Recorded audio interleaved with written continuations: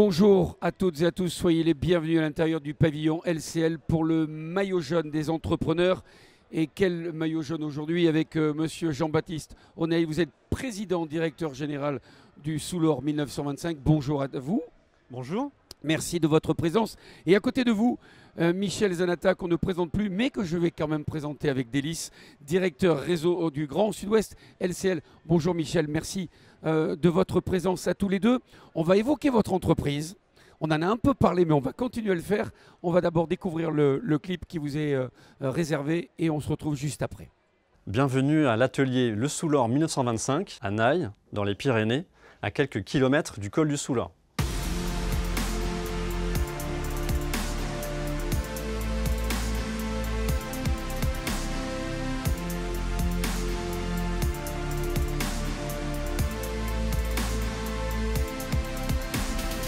Le Soulor 1925, c'est un atelier centenaire qui fabrique avec passion des chaussures inspirées de la force tranquille de nos montagnes.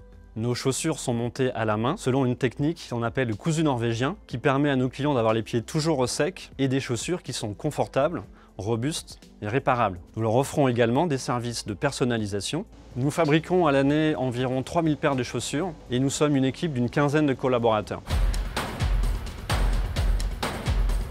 Nous avons changé de braquet il y a quelques années en créant une marque emblématique, le Soulor 1925, en élargissant notre gamme à des modèles plus urbains et en investissant assez significativement dans le digital et les réseaux sociaux. Nous avons obtenu le label EPV qui est décerné aux entreprises qui ont un savoir-faire d'excellence et qui sont engagées dans une démarche RSE. La prochaine étape pour le Soulor 1925, c'est de réussir son passage à l'échelle, c'est-à-dire l'augmentation de nos capacités de production. Pour cela, nous allons investir dans des machines qui vont permettre de mécaniser certaines étapes de la production, en particulier l'étape du montage. Le maillot jaune, on le voit passer chaque année à quelques kilomètres d'ici, en particulier au col du Soulor. Nous partageons avec lui un certain nombre de valeurs, comme notamment le dépassement de soi, la quête d'excellence et l'esprit d'équipe, qui sont très chers à l'atelier. Merci à toute l'équipe LCL de m'avoir donné cette belle reconnaissance en recevant le maillot jaune des entrepreneurs.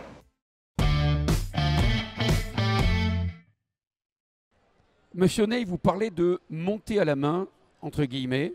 Ok, c'est joli, c'est poétique, mais est-ce qu'il y a vraiment une plus-value au sein même de votre entreprise de dire monter à la main? Il y a une plus-value, oui, dans le sens où ce qui est important pour nous, c'est de faire perdurer des gestes de cordonnier bottier qui se perdent aujourd'hui parce que il faut savoir que 98% des chaussures qui sont portées en France sont fabriquées loin de chez nous, principalement en Asie. Donc pour nous, c'est essentiel de faire perdurer ces gestes-là pour faire vivre et transmettre les savoir-faire qui sont des savoir-faire simples, quoique quand même un peu techniques sur certains gestes, notamment le montage, mais qui sont des gestes qu'il est important de garder. Alors, je prolonge ma question. C'est une logique philosophique? C'est parce que c'est dans votre ADN? C'est l'idée, c'est, vous le disiez, c'est le savoir, c'est transmettre et se dire que même si aujourd'hui on est dans l'ère moderne, c'est bien de savoir qu'à la main, on est capable de faire des chaussures aussi jolies. Oui, c'est vrai, il y a une idée un peu romantique, un peu philosophique, mais vraiment on essaie de s'accrocher à ça. Comme je vous le disais, avec vraiment cette idée de faire vivre et de transmettre ces gestes qui sont importants parce que chez nous, c'est des artisans qui travaillent chaque jour avec passion et qui répètent ces gestes de bottier, de cordonnier. Et notre atelier est ouvert. Notre atelier qui est à Naï, pas très loin d'ici, est ouvert au public du lundi au vendredi, toute la journée. Et donc c'est aussi un vrai bonheur, un vrai plaisir pour nous d'accueillir le public et de montrer ce savoir-faire, de le rendre visible. L'écrivain, le philosophe disait c'est l'art d'accoucher les idées, la maïotique. Quand vous parlez de réparable des chaussures, est-ce que c'est pour contrebalancer l'obsolescence programmée sur laquelle on vilipende? C'est sûr, nous on s'inscrit complètement en faux avec la fast fashion. Nous on dit souvent, l'un de mes prédécesseurs il y a quelques années disait à l'atelier Le Soulor, le temps ne compte pas. C'est-à-dire que chez nous on passe commande. Il faut attendre 3 mois avant d'avoir sa paire qui est fabriquée en demi-mesure, donc à la main comme on le disait. Mais il faut attendre 3 mois. Et donc voilà, le temps joue un certain rôle chez nous. Et donc oui, on s'inscrit en faux par rapport à à ces modes de consommation très rapides qu'on connaît aujourd'hui. Et voilà. Et donc pour nous, c'est important effectivement de garder ce cap-là, d'être vraiment contre ces tendances de consommation très rapides et faire prolonger le cycle de vie des produits. Chez nous, c'est une vraie philosophie, c'est une vraie ambition. Vous avez dit tout à l'heure d'attente. Ça peut être aussi un argument quand quelqu'un veut absolument quelque chose. La frustration, c'est aussi un argument. Exactement, vous avez raison. Nous, on le voit très bien quand on interagit avec nos clients. Déjà, on sent qu'il y a un peu d'impatience. On reçoit beaucoup d'appels. Alors, où est-ce qu'elle en est la fabrication de ma chaussure? Et il y a effectivement une vraie augmentation de la désirabilité des chaussures, en fait. L'attente est saine. L'attente augmente l'envie, en fait, et le désir. Donc, c'est quelque chose de très vertueux. Et on voit bien que nos clients ont une énorme joie quand ils reçoivent leurs chaussures, quand ils les ouvrent. Quand ils ouvrent le paquet à la boutique, c'est toujours un vrai bonheur pour nous. Alors, pardon, je mets les pieds dans le plat. L'excellence. Aujourd'hui, vous parlez d'excellence. Le PV, tous ces termes-là. Est-ce que c'est vendeur finalement? Alors, si vous parlez de EPV, je pense qu'il n'y a pas grand monde ici qui sait ce que ça veut dire. C'est pour ça que je vous tends finalement la perche pour que vous puissiez expliquer tout ça. C'est un label d'État qui signifie entreprise du patrimoine vivant. Il y en a 1000 en France, des entreprises comme la nôtre. Ce sont les entreprises qui ont un savoir-faire d'excellence et qui œuvrent pour la transmission de ce savoir-faire justement. Donc pour nous, c'est quelque chose d'important, c'est une reconnaissance, même si ce n'est pas très visible et pas très connu, pas très compris du grand public, mais pour nous, c'est quand même une belle reconnaissance. J'ai encore une question, puisque vous en parlez dans la vidéo, vous parlez des réseaux sociaux. Pour vous, c'est déterminant. Est-ce qu'au niveau de votre chiffre d'affaires, vous avez senti une évolution quand vous avez commencé à communiquer via ces réseaux? Alors aujourd'hui, on ne peut pas vendre quelque chose sans passer par les réseaux.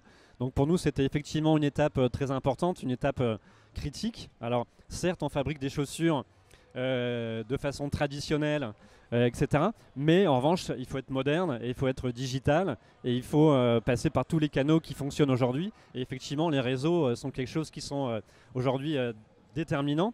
Et on voit bien, moi j'ai repris l'entreprise donc il y a un peu plus d'1 an. Et on voit bien, depuis qu'on a accéléré sur les réseaux, on voit bien que ça crée davantage de trafic dans nos boutiques et que ça rajeunit aussi la clientèle. Donc c'est vertueux.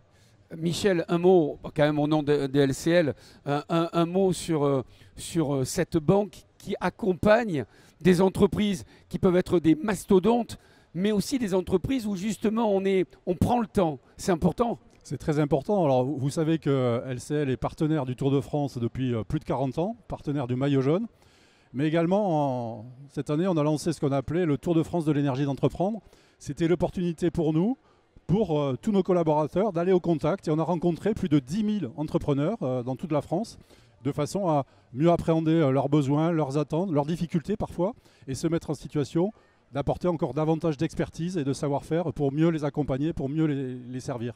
Donc vous voyez qu'on est vraiment, aujourd'hui, on fait le pont entre le maillot jaune, le cyclisme et l'esprit d'entreprendre, les chefs d'entreprise qui sont les plus performants. Et donc c'est vraiment un plaisir pour moi et pour tout LCL aujourd'hui de valoriser ces initiatives qui font vivre nos territoires aussi.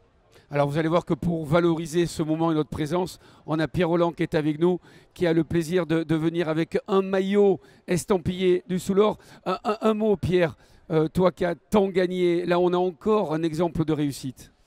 Eh bien, tout simplement, c'est avec beaucoup de fierté que je vous remets ce maillot jaune des entrepreneurs, symbole de réussite.